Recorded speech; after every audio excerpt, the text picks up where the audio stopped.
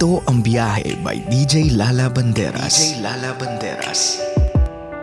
Hi love! Nagbabalik DJ Lala para sa ating programang Sakto, Klaro, Diretso. First stop ng ating hashtag biyaheng stigma o yung negative connotation or assumption ng mga tao sa iba ay rekta na sa mga babaeng sa definition ng iba. Quote-unquote sa definition ng iba ay maagang nabuntis. Love, naiintindihan ko naman and I do respect the culture if pinalaki kayong conservative and all.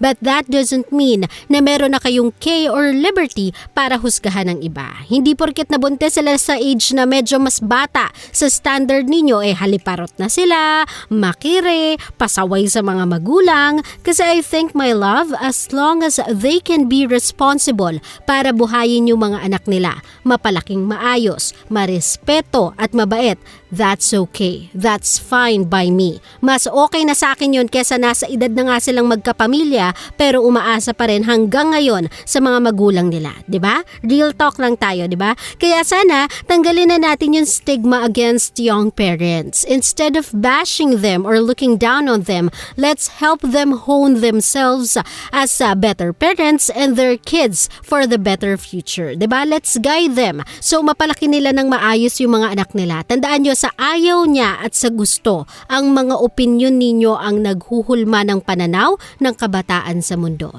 So if you think you're too smart as an adult, might as well act like one and mind your own business. Okay? At eto na nga po ang next stop ng ating hashtag biyaheng stigma. Love, may tanong ako, dumaan na din ba sa timeline ninyo yung post na nagsasabi na ang mga tatuan or may mga tato at madaming piercings ay mapupunta sa impyerno?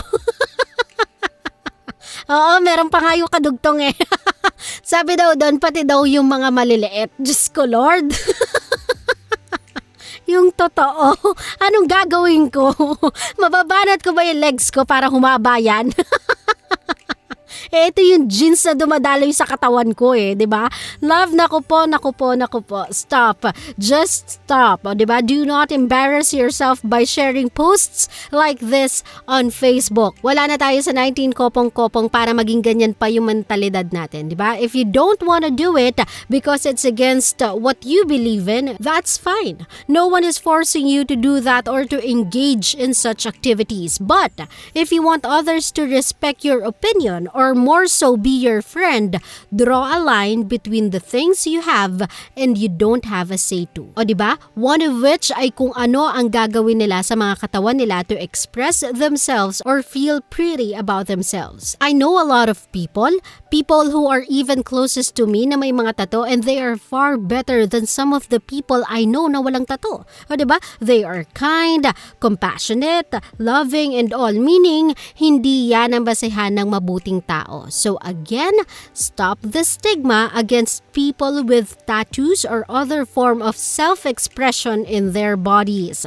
That has nothing to do with who they are. Okay? At eto na nga po, ang last stop ng ating hashtag biyaheng stigma. Ito ay para naman sa mga babaeng diborsyada, kung tawagin, o kaya naman mga babaeng may bago ng pamilya. Aminin natin, my love, if we're talking about a guy na madami ng naging panganay, we rarely raise an eyebrow. Taken aback tayo, yes, pero andun pa rin yung may maririnig kang lalaki Pero kapag ang babae ang nagkaroon ng bagong pamilya or ikatlong anak sa ikatlong asawa, no consideration needed. Tawag sa kanila malandi, makatip, or excuse me for this one, pinagpasapasahan, parang hindi mabubuhay ng walang lalaki, di ba? Ganyan tayo manghusga, ganyan yung mga naririnig natin. Love, for whatever reason you think that remark would merit, please, keep it to yourself. Yan ang mga klase ng opinyon na kung wala ka naman talagang kinalaman sa pangyayari or hindi ka naman talaga apektado sa mga desisyon niya sa buhay, sarilinin mo na lang. Walang may gustong makarinig niyan, di ba?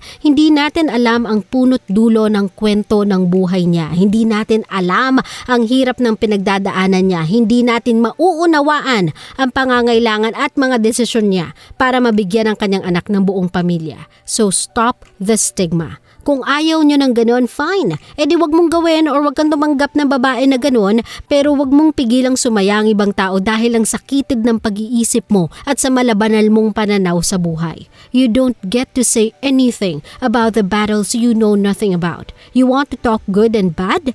Reflect sa panghuhusgang ginagawa mo sa kapwa mo. If pasok yan sa standard ng tama at mali sa paniniwala mo. Okay? Ang tawag dyan, self-check. At kapag nakita mo sa sarili mo at na-realize mo na oops, ako din pala merong ginagawang masama. Tapos itatanggi mo pa rin at magbabanal-banalan ka, ang tawag na sa'yo, ipokreto. Okay? Sa mga kabisyo natin, pwede pa rin tayong mag-usap-usap over this stigma na madalas ibinabato ng kapwa Pinoy sa kapwa Pinoy over at my Facebook fan page DJ Lala Banderas. Kasama niyo pa rin po DJ Lala Banderas para sa ating programang Sakto, Klaro, Diretso. Ito po ang 90.7 Lover Radio's Biyahe. Dito ka lang kung saan, GV lang. Walang hate, puro love lang. Always your number one SM radio station. Love Radio. Love, kung natuwa ka sa aming video, i-click mo na yung subscribe button at yung notification bell para naman notified ka sa mga bago naming videos.